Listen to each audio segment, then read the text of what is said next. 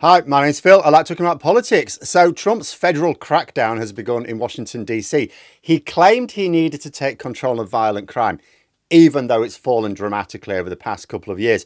He also claimed that the federal officers operating would be highly visible, yet there are reports of unmarked police cars on patrol, and when officers blocked a busy street, they were wearing face coverings. So what's really going on with Trump's latest bit of executive overreach? But first, for daily news and politics, please click the subscribe button to stay notified. So I noticed one American commentator talking about this, lamenting the fact that as the United States has been founded, there was this idea that the president's powers should be limited, except when there's an emergency. Of course, the small flaw in the plan, which Trump is ruthlessly exploiting, is nobody ever thought about what to do if the president claims there's an emergency where none exists. Or maybe they thought the courts would be the check against that potential abuse, in which case maybe they shouldn't have come up with a heavily politicised judicial system to go alongside a president's office whose only real check against abusive overreach, it turns out, was their own moral compass. In the nation's capital, Washington, D.C., masked federal agents from agencies like Homeland Security Investigations are on the streets in parallel with local police to stop American citizens. It's all happening under a direct authorization from the president, who has realized he can just claim an emergency and all of a sudden do pretty much whatever he likes. But why is this happening? And more importantly, is it really legal? The official story is it's about cracking down on crime. Naturally, this is false, as I discussed recently. The action has ignited a bit of a firestorm of protest from residents who see their civil liberties under attack. So let's break down the story here. So, little reminder, Washington, D.C. is quite unique. It's not a state. And because of that, the federal government has a level of power that it doesn't have anywhere else in the country. This is all thanks to a law from the 1970s called the Home Rule Act, which it gave DC residents the power to elect their own mayor and city council, but it left a critical provision in place, Section 740. That gives the president the authority to take control of their Metropolitan Police Department if he or she determines that special conditions of an emergency nature exist, which is exactly what's happened. Citing a public safety emergency, the president invoked the power, which, while on the books for decades, has never been used for a crime crackdown of this nature. The move effectively federalizes the local police force for up to 30 days. At the same time, Trump has ordered the deployment of around 800 National Guard troops and personnel from a host of federal agencies. You've got the FBI, the ATF, the DEA, and so on. You've even got Customs and Border Protection, I gather, there. The stated goal from the White House was quite simple: fight crime. Administration officials pointed to the need to make the capital safer and cleaner somehow, and to restore law and order. They promised a surge of law enforcement to fill the gaps in a police force that is, they say, down hundreds of officers.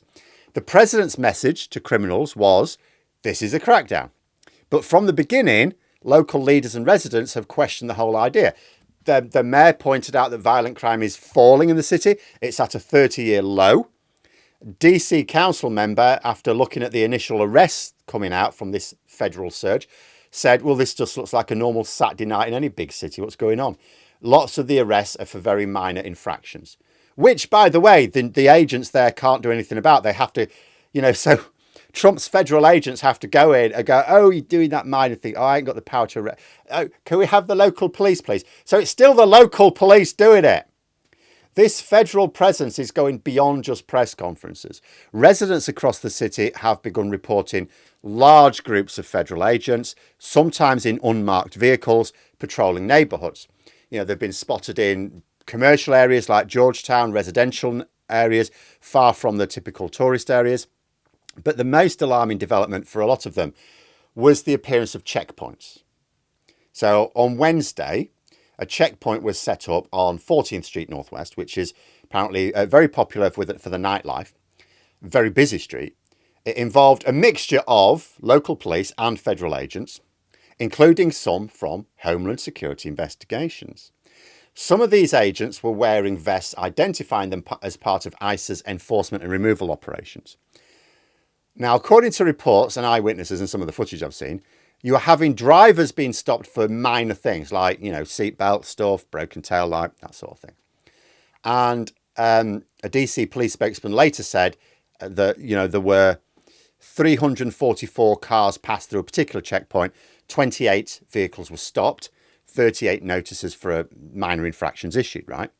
But this is where the situation gets quite tense. So the presence of ICE agents at what's been called a traffic stop raises red flags for immigrant communities and civil liberties advocates, right?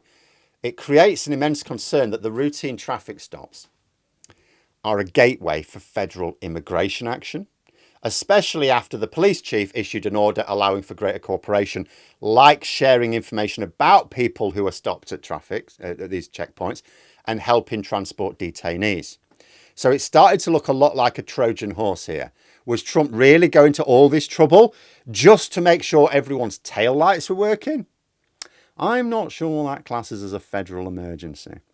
And the sight of this on their streets was the breaking point for a lot of locals.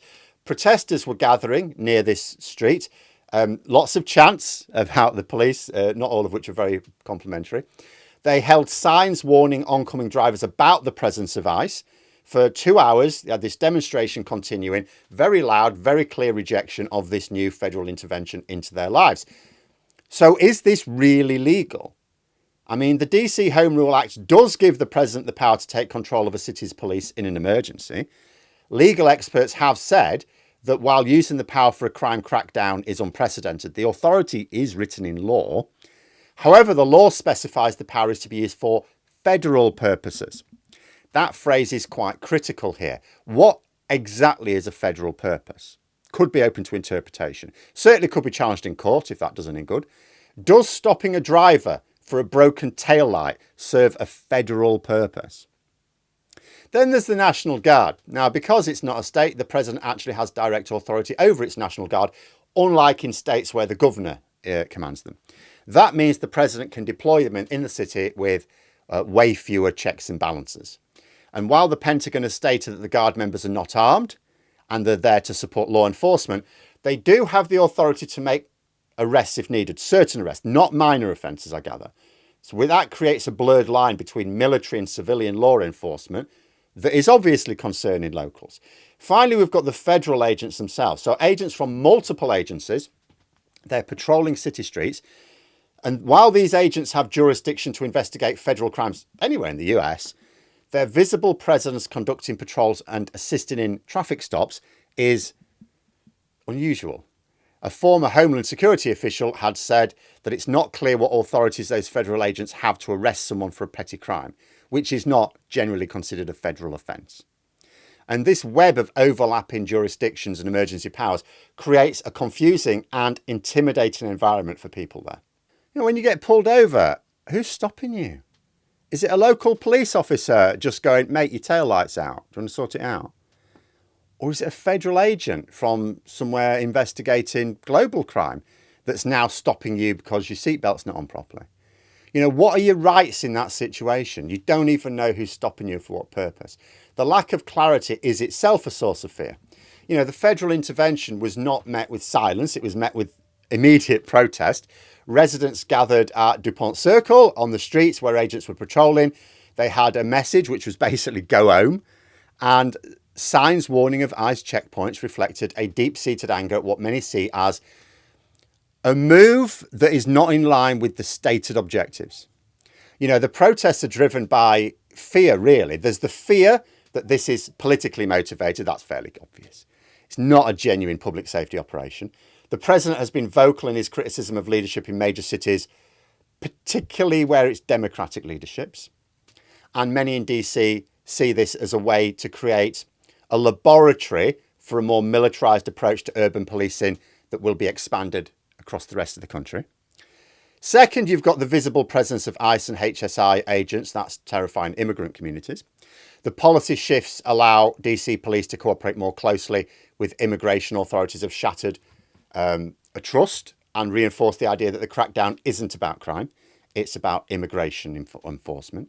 And we know that immigration enforcement has not been lawful as well. Third, there's the issue of accountability. So many of the federal agents on patrol have been wearing masks. It conceals their identities. Now, when an officer is anonymous, it makes it nearly impossible for a citizen to file a complaint or hold that individual accountable for their actions.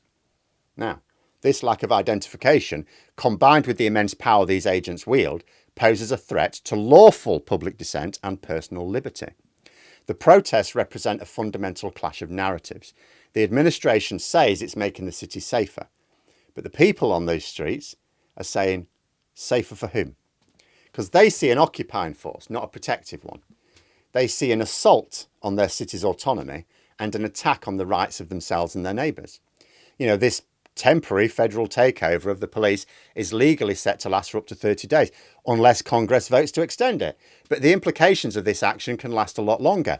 It's a set of precedent. The fact that a president can, with the stroke of a pen, take command of a major American city's police force based on obvious lies is a stark reminder of the unique and vulnerable position of Washington, D.C.'s residents, who lack the full rights of statehood.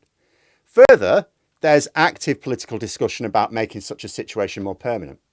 For instance, a resolution has been introduced by Republicans to remove the 30-day time limit for the Home Rule Act. Now, a change like that would effectively allow the president to maintain control over the police indefinitely, needing only to notify Congress to extend the authority. That kind of proposal seeks to fundamentally strip away the limited self-governance that the city has. I don't think it's likely to succeed necessarily because of the numbers, but like I say, it could just be an experiment.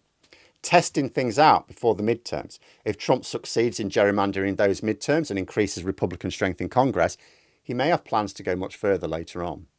This entire episode forces a national conversation about the balance of power. What is the proper role of federal law enforcement in local communities? Where do you draw the line between providing support and staging a takeover? What happens when the justification for such a massive show of force, like a supposed crime wave, doesn't match the reality? Also, are Trump's opponents going to actually band together to form a coherent opposition anytime soon? Or are they not quite ready to do so? Sorry, we need another cup of tea to think about it. The events unfolding in Washington here, and they're not just a local story either, they're not even just an American story, touches on fundamental questions about democracy and rights, not just for America. We know that there are those in Britain watching and learning from this. The best tool we have to protect those rights is knowledge. People need to know what is actually happening and what could be coming their way if they get complacent about it. What is happening on the streets of Washington, D.C. is not the operation that the orange one described.